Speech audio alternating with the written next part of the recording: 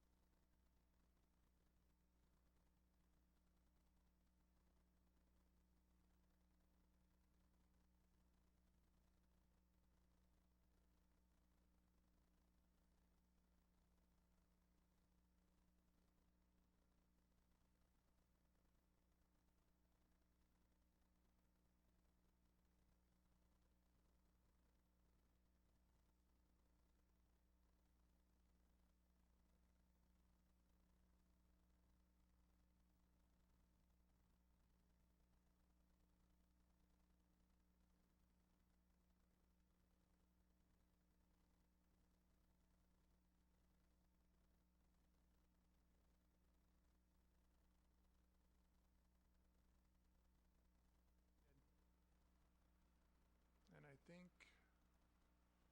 everybody else is marked. Where did Chris go? Heard him earlier. Hey, Joel, can you hear us out there? Joel? I can hear you. Yep, yep. He's good. Okay. Just checking. Thank you.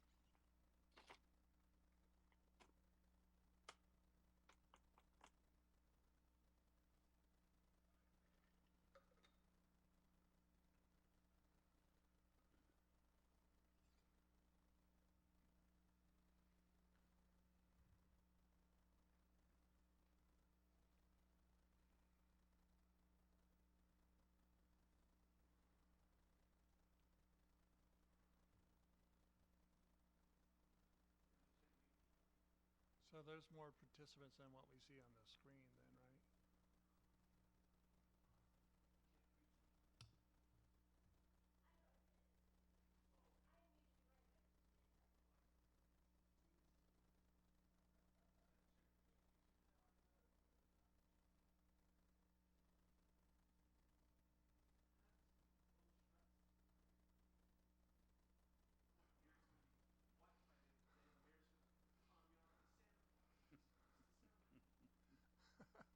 You see, Chris is talking about Santa Claus here, or no, Tim is. Son- All right, timing in 1 minute, Mayor. People start talking about Christmas.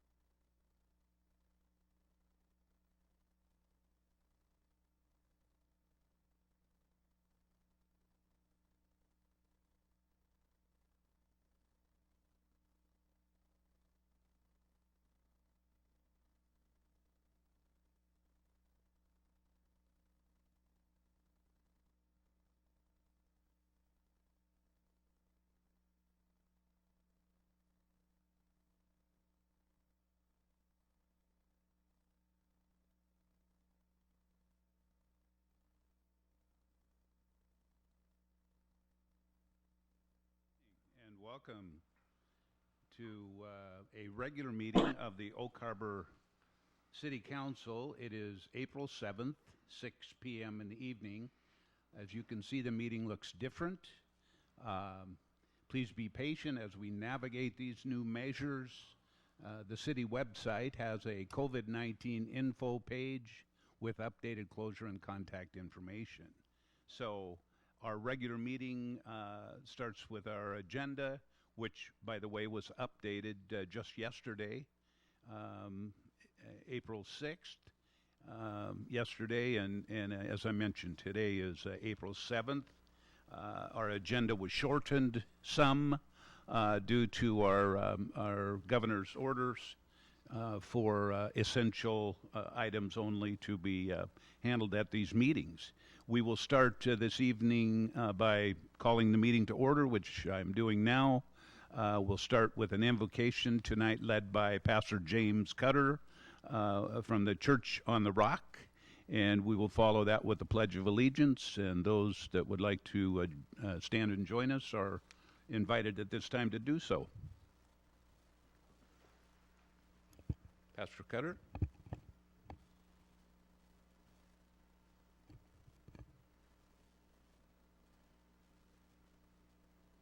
Can you hear me out there, Pastor Cutter?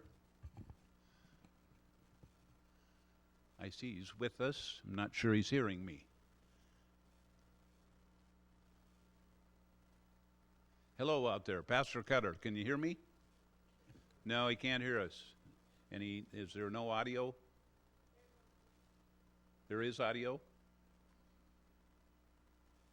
Pastor Cutter, at this time, proceed with the invocation. Okay, I think we'll move on to the Pledge of Allegiance then. Nope, he's not hearing us. Please join me in the pledge. I pledge allegiance to the flag of the United States of America and to the republic for which it stands, one nation, under God, indivisible, with liberty and justice for all.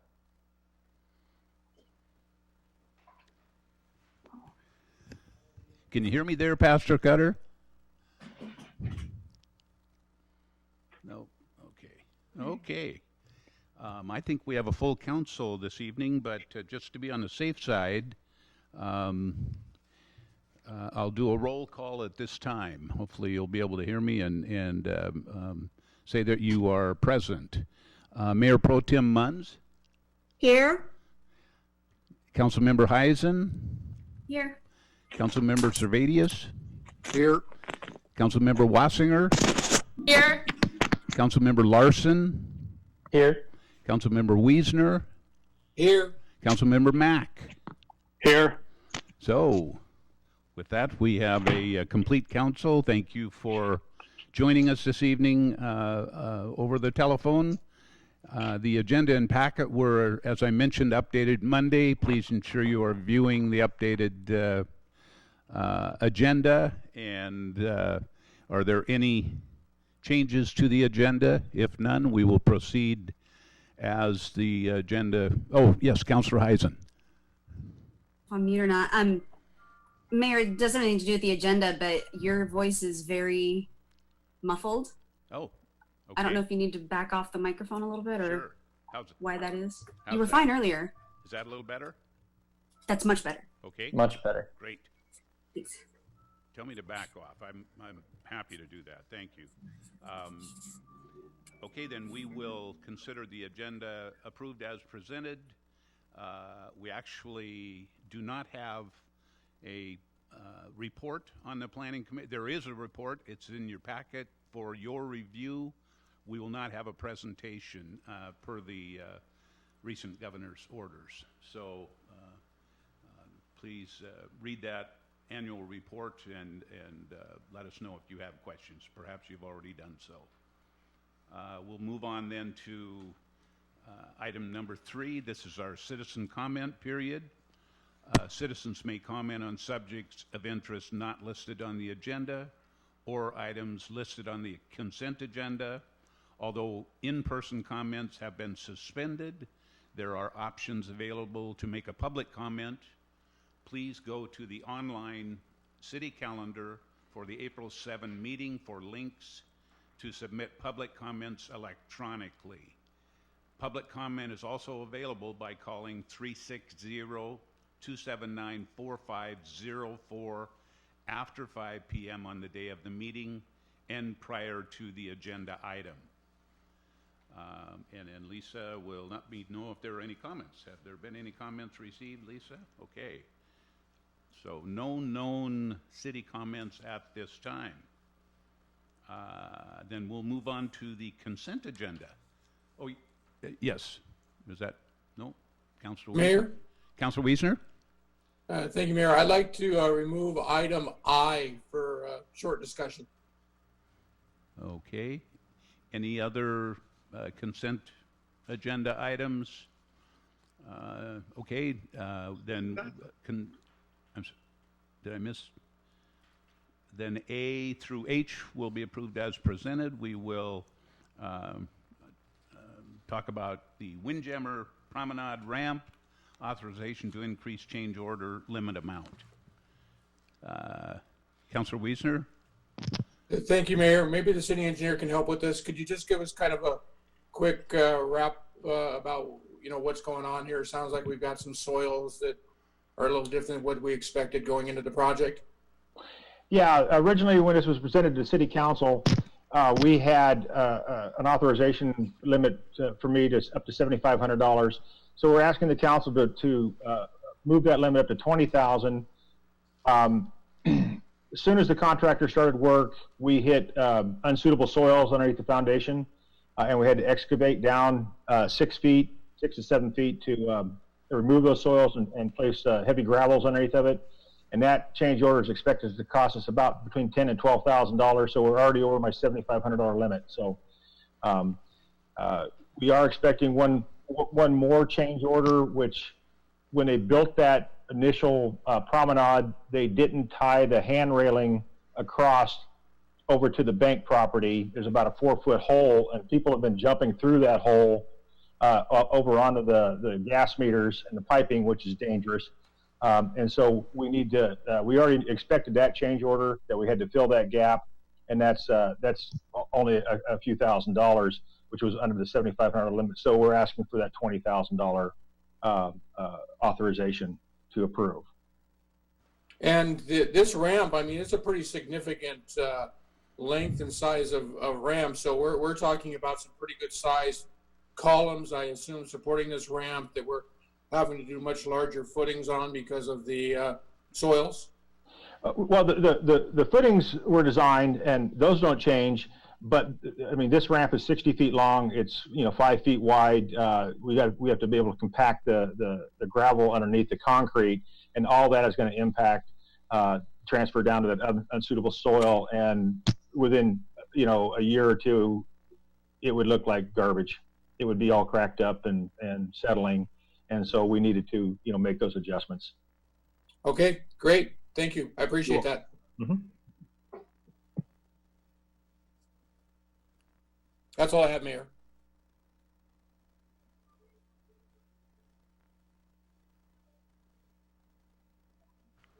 Yes, it is. Okay, that was a motion. Do we have a second? Second. No, you made the motion, I think. We gave the Yeah, motion to you, Jim, and we'll take the second from Second. Mayor Pro Tem. All in favor, say aye. Aye. Aye. Any opposed? Okay, that passes unanimously. So I've lost Mr. Servadius. Is he up on the screen there? Okay. Hopefully you can find him. And okay, we will move on then to the mayor's comments. At this time, I'd like to talk a little about COVID-19. I think there will be more conversations before the evening's over. But the city leadership continues to work hard to protect our community and ensure continuity of essential city services while minimizing exposure to our residents and staff. And as a lot of businesses, I think, in the city know, and a lot of citizens already know, that's not easy to do. I told the city at a department head meeting today that I think they've gone above and beyond. I'm so impressed about the efforts our staff, our department heads have put in to their leadership roles during this trying time. We do have some closure updates on our city webpage. Phone numbers are posted on the city's website and the city's Facebook page. You can certainly call our city operator at 279-4500 to be directed to a specific department. Our departments are being staffed. They're doing their distancing as required, and I'm extremely impressed with the way our staff has handled this. And when I say handled this, I mean it's a moving target. We get changes, whether they be mainly from the state, sometimes through the county. Once in a while, the federal government will present something that creates a need for concern and leadership, and we've got some great leadership here, so I can't thank our staff enough. The CDC has recommended cloth face masks be worn when you are out in the public and where the 6-foot social distancing is difficult to maintain. We were being told today that the base is asking certainly the people on the base to be wearing masks. And I think what we're going to hear is that unfortunately, this seems like it's been going on long enough, right? Well, it's not over, certainly. It's going to be a few more weeks. Maybe the next 2 weeks may be the most important to try to stay home, stay healthy, help your neighbors, help those in need, and I think I'll probably come back to that before the evening's over. But as part of the city's COVID-19 communication plan, the city's public information officer is working on some quick, encouraging videos to share with the community. In fact, immediately following the meeting tonight, I think some council plan to remain online for a short time to help film some public service announcements. The public service announcements should be shared with the community at a later time. So I think with that, I'm going to turn to council members. and ask for council member comments at this time.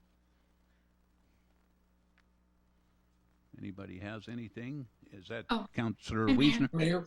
Yes, Councillor Wiesner? Thank you, Mayor.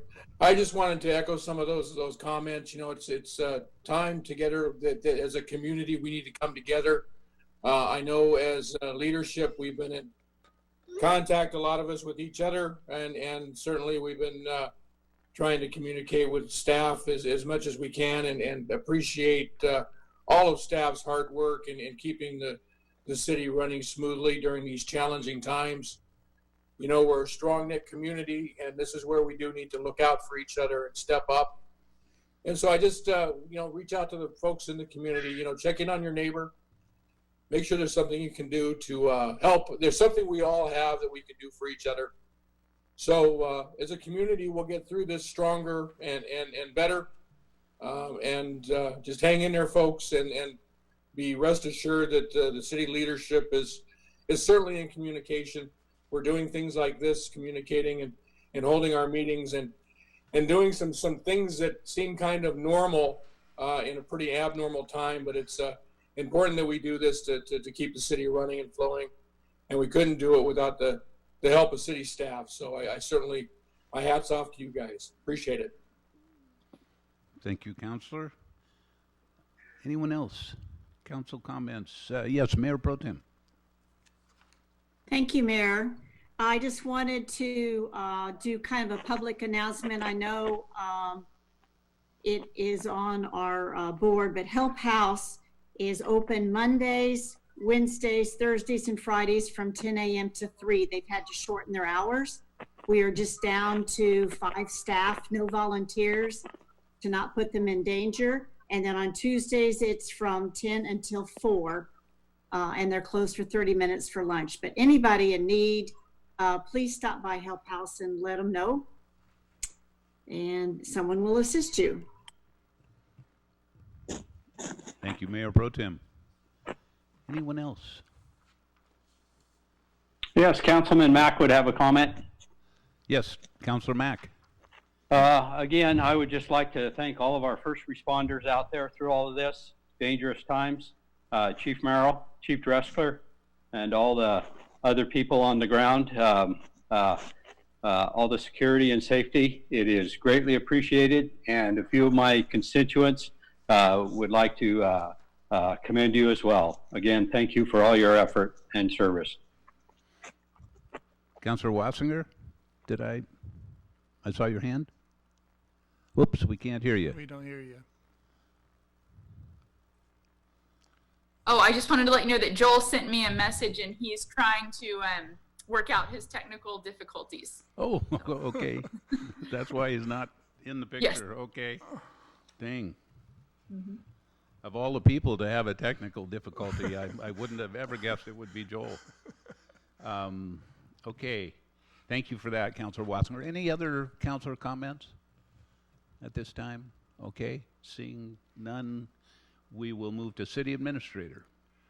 All right, I'm going to submit the proposal that we do some adjusting for the May meeting. You already made a motion last month for adjusting to the summer schedule for April. I'm going to suggest and provide the option for moving forward.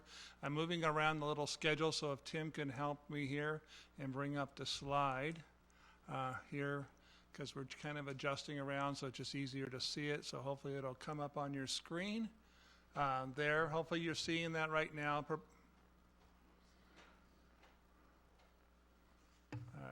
All right. Hopefully you see the schedule there for May 2020.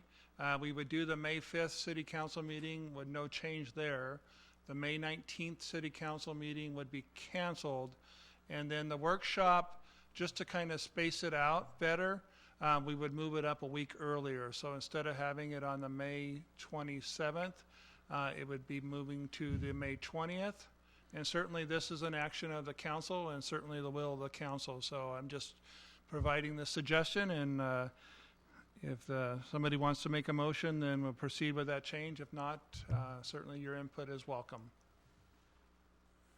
So I'll kind of turn it over to the council right now and see if anybody wants to. So the suggestion this time then is to continue with the summer schedule during the month of May. One city council, one workshop. However, rather than the workshop be on the 4th Wednesday, it would be moved to the 3rd on the 20th. Yep, good recap, Mayor. That's a suggestion to cut down on the meetings, but it takes a council action to do that if you choose. If not, we will have 2 regular council meetings and a council workshop. Yep. How's the council feel? Mayor Pro Tem? I move that we cancel the May 19th council meeting and we move the workshop up to May 20th for May 2020 schedule. Second. Okay, so we have a motion and a second to cancel the second meeting in May, which was the 19th, and move the workshop up to the 3rd Wednesday, the 20th. Motion by Mayor Pro Tem, second by Councilor Wassinger.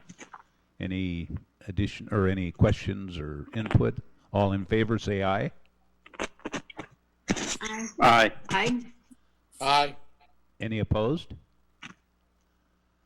I think Joel just got back in for that vote, and he voted aye, right, Joel? Yep, okay, good to go. We got him back, that's great. So, thank you for that, Mayor Pro Tem. Anything else? Yeah, I have a few more items here. Okay. I just want to reiterate, and I appreciate the support of the council with the staff's really historic efforts in responding to the COVID-19 changes. I think like the mayor talked about, it's just amazing. If you would have told me we'd have been able to pull this off, I would have said no, but it's just really amazing here, and I just can't thank staff enough for, we've had a number of meetings, number of policies keep on coming out. We just really don't sit at any plateau. We keep on having continuous change as we go through this, but just I want to thank the team effort there and really adapting. And then on kind of the brighter side, the Navy negotiations for connecting to the clean water facility. We've had our first meeting this month, and we have 4 more scheduled. And we appreciate everybody's team effort in providing the expertise, and appreciate the Navy in negotiating with us. And hopefully we'll be able to negotiate a win-win for the city and for the Navy.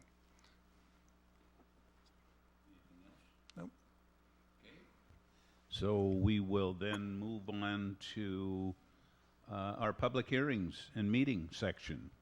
Item number 6A is Resolution 2006, adopting the 2020 Stormwater Comprehensive Plan. And I think this evening we have Kathy Rosen and Jim Bridges, City Engineer. Thank you, Mayor. Members of the council, Brad Guth is also here to answer any questions that you might have. So we're going to do this a little bit differently because I always seem to have technical difficulties. So Jim is going to share the PowerPoint on from his Surface. So Jim, if you want to share that, that would be great. Okay, so what we have before you tonight is the update to the city's comprehensive stormwater plan. The last time it was updated was in 2006.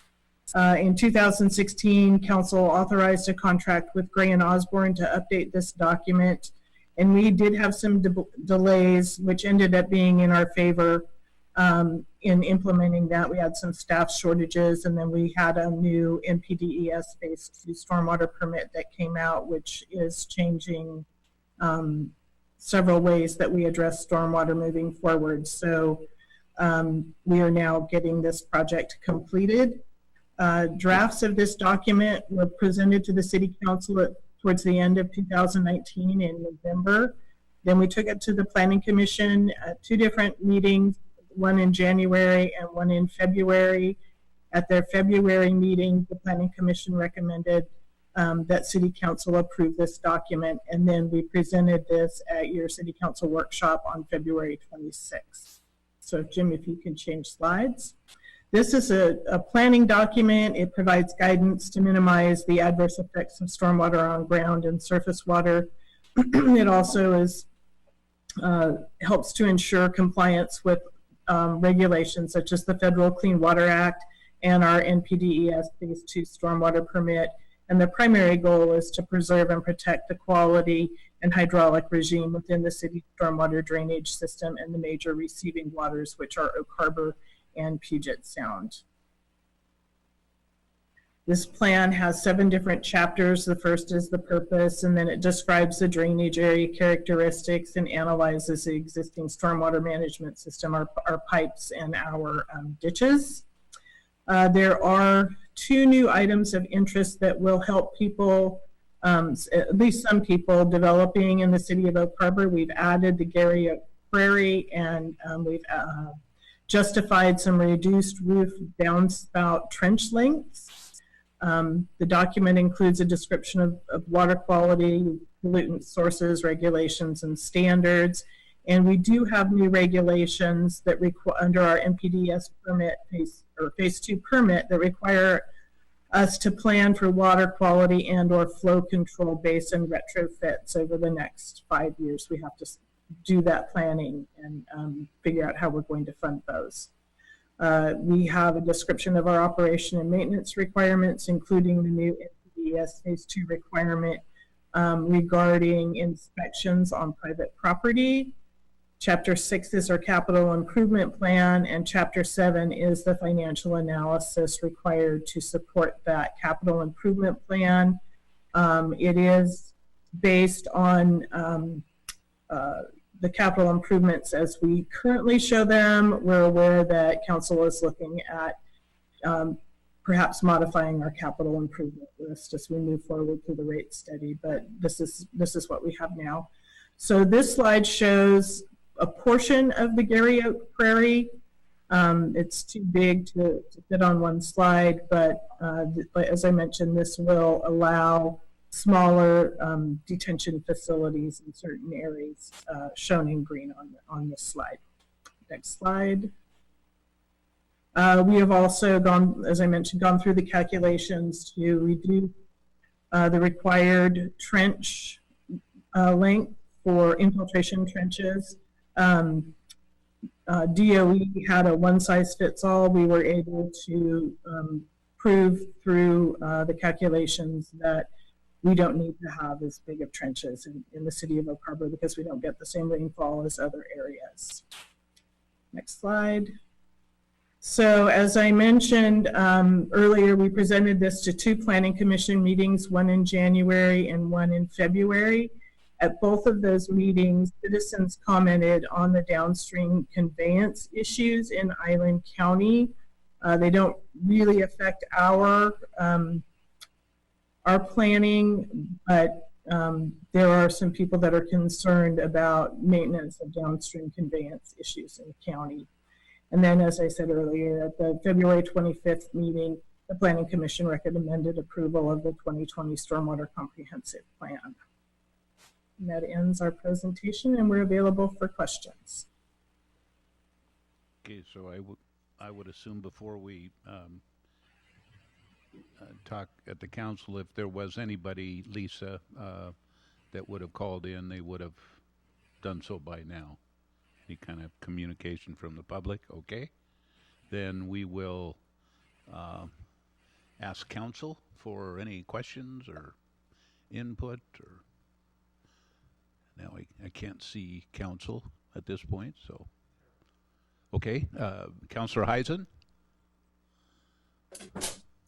If nobody has any comments or questions, then I move to approve the City of Oak Harbor's 2020 Stormwater Comprehensive Plan and authorize the mayor to sign Resolution 20-06.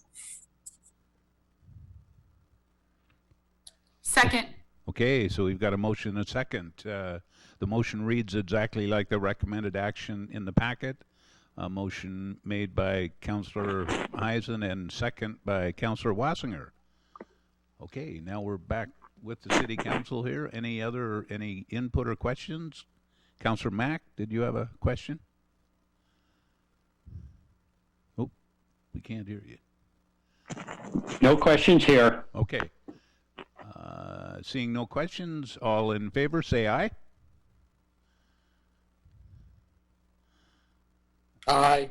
Any opposed? Okay, that passes unanimously. Okay, we will go to our next item on our agenda, which is hearing examiner professional services agreement review. And tonight's review, I think we have our legal department, and we have Kat Kamak from our development services department. Good afternoon, or good evening, Mayor and City Council members. Good I evening. apologize in advance. The planes are flying, and so you might end up getting a show this evening. So on March 3rd, Council requested that staff provide options regarding hearing examiner services. Staff went and took a look at the options and came up with 2 to present to Council this evening. Option 1 is to allow the contract to expire in due course on November 4th. Staff will put out an RFQ seeking statements of qualifications from firms or individuals, and then go through a selection process. That option would allow time to look at a compensation structure and determine whether or not Council wishes to go to a per matter fee or continue with the per month fee structure that currently exists. Option 2 is to terminate the contract with hearing examiner Bob Inc. For convenience. That option requires 30 days notice. Staff would then need to work to find suitable substitute while seeking a new hearing examiner. I spoke with Ms. Thompson today, and she and Mr. Kamak have been in communication regarding options moving forward, and should Council choose to take that route, Council will be briefed at the next meeting and given alternatives to moving forward in the meantime. So CAC might have additional information for you regarding the communications that he and Ms. Thompson have had in the last couple of days, but at this time, staff is seeking direction as to which option should be pursued.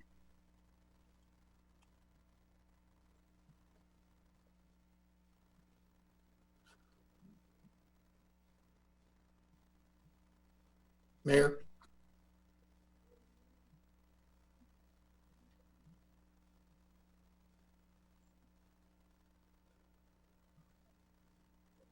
Looks like Council Chambers is muted. Oh, hi. I don't have any. Can you hear me, guys? I Now we can. can. Okay, cool. I don't have any additional comments other than what Nikki has brought up. Anna and I had a chat, and we just want to hear what the council's thoughts are on these. We could go either direction. It does take a little while to go through the process of finding somebody new to fill in that position. That process takes about 3 to 4 months, actually, if you go through the legal processes of trying to get all of the qualifications and the interviews and then selection. If we don't currently have any application in the process that needs to go through the hearing examiner. We currently don't, and we don't know if we'll get any applications in. A zoning variance, a conditional use, all of these will go to hearing examiner, and we don't currently have any applications. If we terminate the hearing examiner, we have to look at options of replacing the hearing examiner pretty soon, because if we do get an application in, the chances of that reaching a hearing will be sooner than we can spend the time trying to hire somebody new. So just to give you guys a time frame. So if we get an application in that requires a hearing, it'll take us about 3 months or so to get to the hearing. If we want to get somebody on the hearing examiner side going through the RFQ process, that's also a 16 to 18 week process. So that's kind of times that we're working with from staff perspective. We can work with either way. If you want to terminate the contract immediately, then we have to look at options, and we have to come back at the next meeting and give you the options that you have to select from. So that's what I have from my side. If you have any questions, I'll be happy to answer you. Thank you, Mr. Kamak. So, again, I guess we don't have any information from the public. Councilor Wiesner, did you have a question? Yes, Mayor, thank you. I have more of a comment. I mean, it seems obvious that, it's going to take 4 months to fill the position. The existing contract expires in just over 6 months, and we have no hearings coming forward. It seems to me like we would want to give staff the marching orders to get going on the process for finding and putting out for bid, both options, both a annual contract as well as a per cost basis contract, and then get working on that obviously here in the next 60 days or so, so that we can time it out and make sure we have somebody or possible applicants at least in line by the time we hit that November deadline. Thank you, Councilor Wiesner. Anyone else? Councilor Heisen. Mute myself. Am I supposed to be using the raise my hand button in the app? Well, Or do you want me to visually raise my hand? Yeah, I saw you raise your hand, and I think Tim's watching the buttons, right? Okay. Hi, Tim. So either should work. Okay. I agree with Councilmember Wiesner. I think that CAC brought up a great point about there not being anything in the pipeline currently. So I think that it's definitely worth a look at the contract, whether we want to go on a, just a retainer or on a per review basis. I mean, there's definitely some rationale for looking at how we want to do this, but I would take between now and November to do that and get a contract that we're comfortable with. But in terms of terminating anything that we have right now, I don't see any reason to do that. Mayor Pro That is Tem? all. Okay, thank you, Councilor Heisen. Mayor Pro Tem? We can't hear you. How about now? There we go. Great. I think we need to go with option 1 and prepare RFP or an RFQ. I think we need to keep the applications open until it is filled, because we might interview some and not get a confident feeling that they're going to do everything like some of the suggestions that Judge Hancock said, as far as giving us replies to things. Why or why not? We got nothing on one of our bigger cases. So I think we ought to go with option 1. There's nothing on the books, so to speak, but that doesn't mean something won't come up. But I think we ought to submit and keep Bob it on until we get it filled. But I think the application ought to be open until we find a really qualified candidate for it.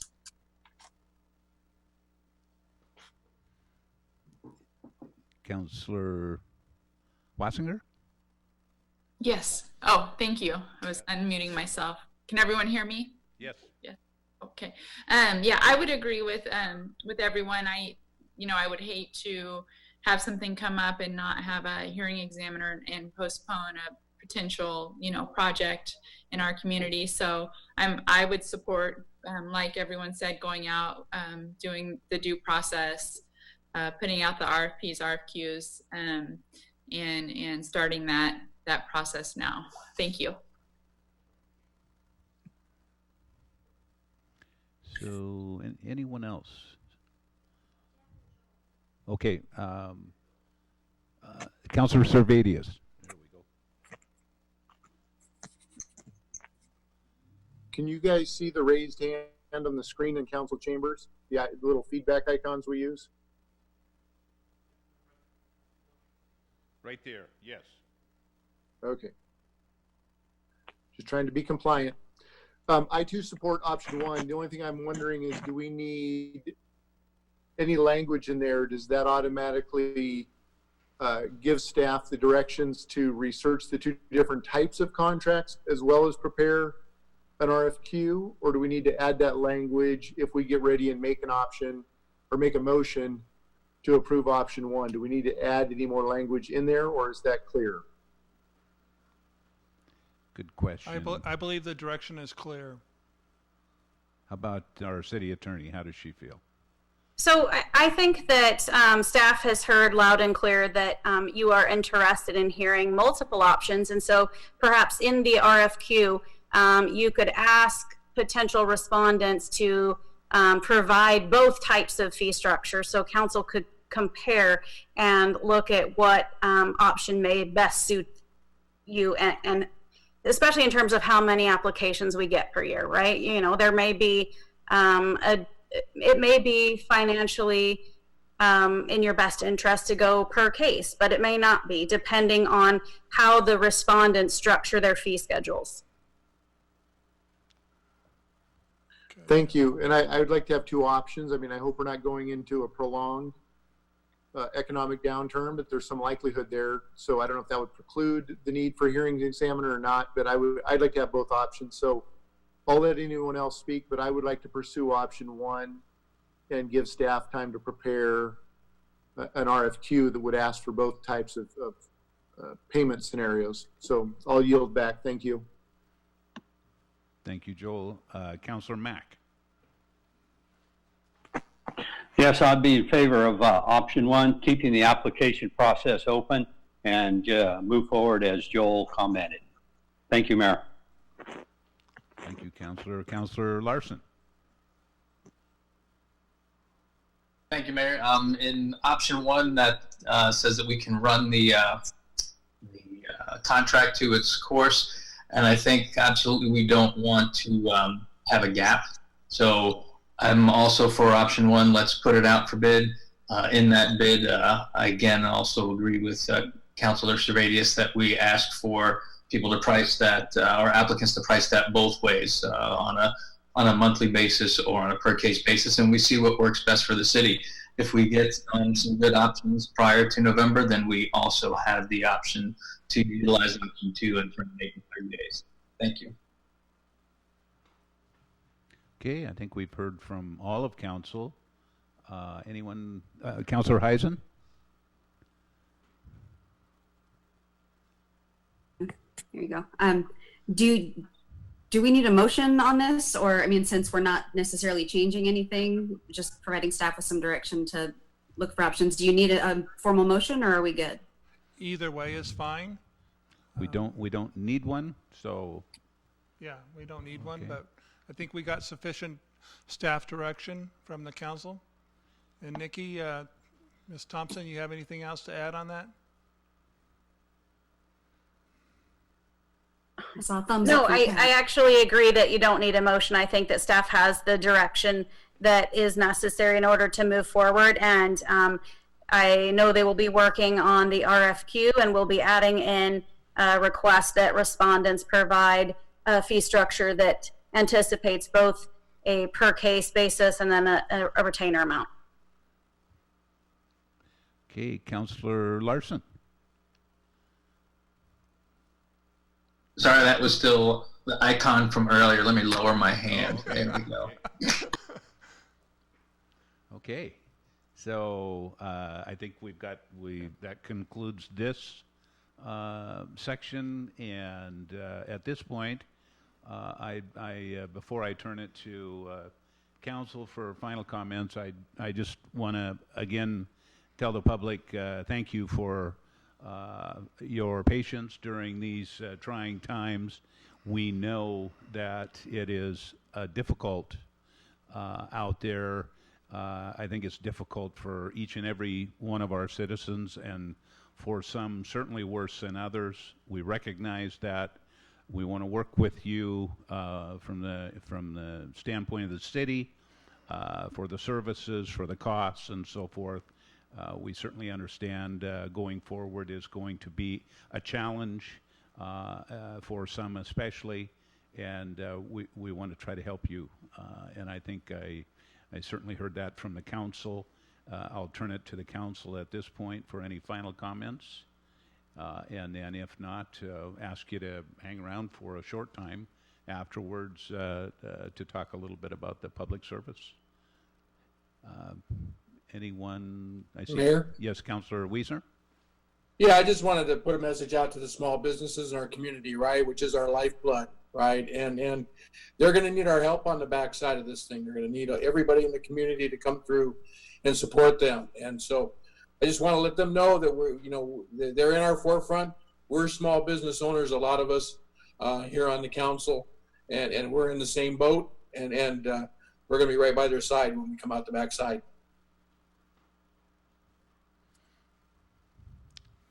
So, Mayor Pro Tem.